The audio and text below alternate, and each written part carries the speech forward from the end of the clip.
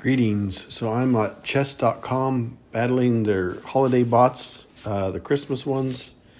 This one's Holly bot, rated 2100 ELO. I played the black pieces.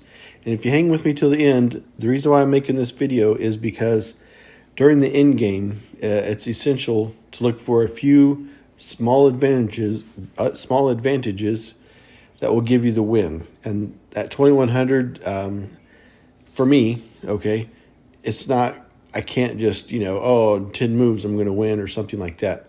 I know it's going to be a long game, but it's these small advantages, that lead to a victory. And that's the point to this video. It's probably going to be a little bit of a longer video, but I think the takeaway will be a lot, especially if you're struggling with this bot. I think it's a very difficult bot. I have to definitely pay attention and really watch what I'm doing. Okay, so let's get to it. I want to show you a few things. So here, I feel like I have an advantage already because my opponent has a double stacked pawn and an isolated pawn. Point-wise, I guess I'm up one, but the big thing that I'm really after is I like being up a pawn. That's great, but the big thing I'm after more so than that is this double stacked pawn and this isolated pawn. And I have a double stacked pawn too, and I realize that. And there, now the points are even. But double stacked pawn, isolated pawn, this is what I was going for with that opening. I look for little things like that. Holly isn't going to allow me, not at my level, to set up something where I win in 10 moves or even 20 moves, okay? But little things like this, yeah, absolutely. So that's what I set my sights for. I don't look for some ridiculous easy win or anything like that. It's just not going to happen. So for me.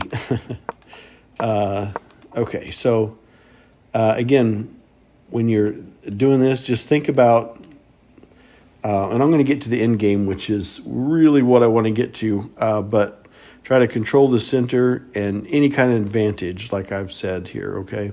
So I have to, right now I'm on the defense. I have to protect myself.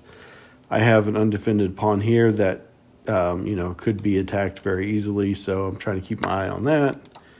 Okay, so let's keep this going here. Okay, I wanted to keep this queen open to defend that and then own all this if need be. Wasn't sure what my opponent was going to do. So here, that's exactly what happens. Now I own this, and I can defend this. If she wants to take this, sure, I'll gladly do that exchange, which is not going to happen at this level. But,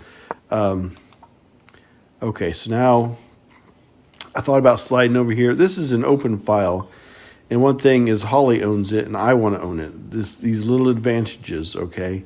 We have an open file, and my opponent owns it, so I'm trying to think about that, but I got to kick this queen out of here. I got to do something. Now here's a danger right here. Okay, and so let's see here.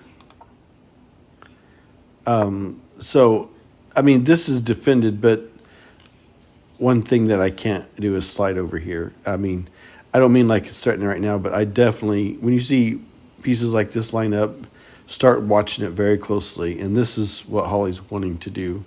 Is what I was trying to say earlier. Sorry about that. Got a little tongue-tied there. Okay, so I wanted to get away from that. Okay, so now I'll do this exchange, and I'll tell you why. Because this is now going to end up with me owning this open file. Whoops, sorry about that. So now I own this open file. Okay, and we're still not getting the thing about messing up the pawn structure and that slight advantage. We're still not getting to what I really want to get to here. Okay, so look at this. Look at this. I am excited, folks. Isolated double stack pawns for my opponent. Boom. That's, anyway. So I'm just really excited about that. So now my opponent has a dark squared bishop. I have a dark squared bishop. So I try to keep that in mind before I just hop to a dark square or something. Now I got a pawn on a dark square. Just something to keep in the back of my mind. Okay, Now here's something I want to show you.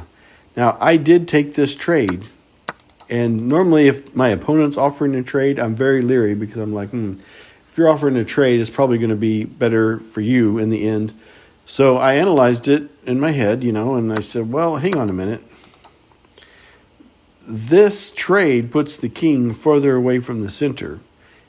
And we're getting into this end game that I really want to get into. But during the end game, you want to get your king towards the center of the board. Okay? And so I thought, well, this could help me. So let's see what we can do here.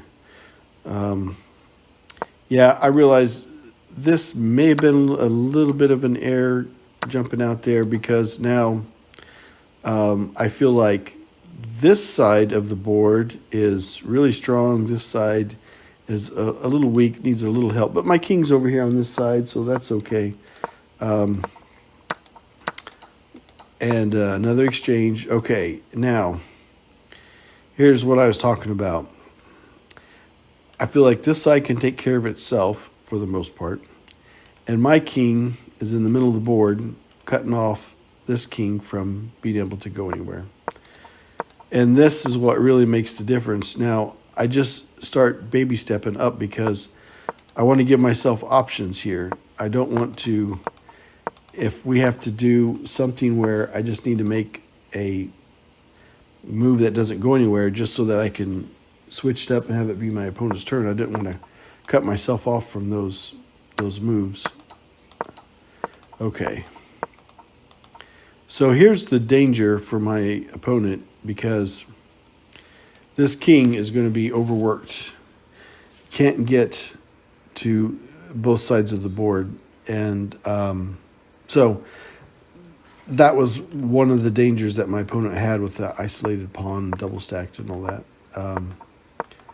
So I'll show you.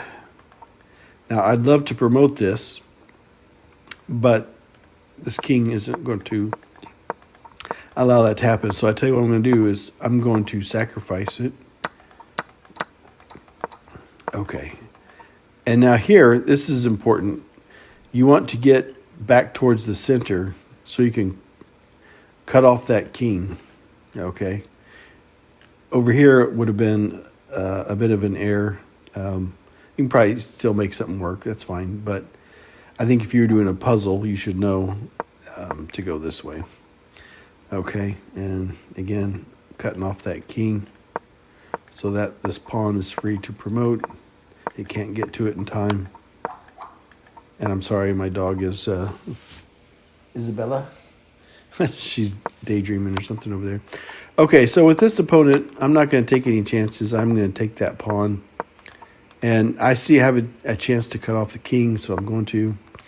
And I could come down here and do this and do this and then do this.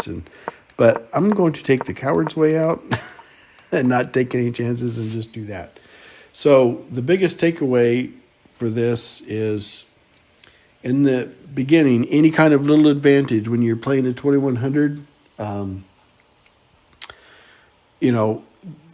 unless you're a grandmaster already or something, don't assume that you're going to go for some kind of opening trick. At 2100, they've probably seen it all. So I just go for little wins that lead to a victory.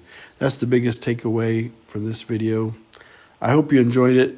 And as always, have a great day.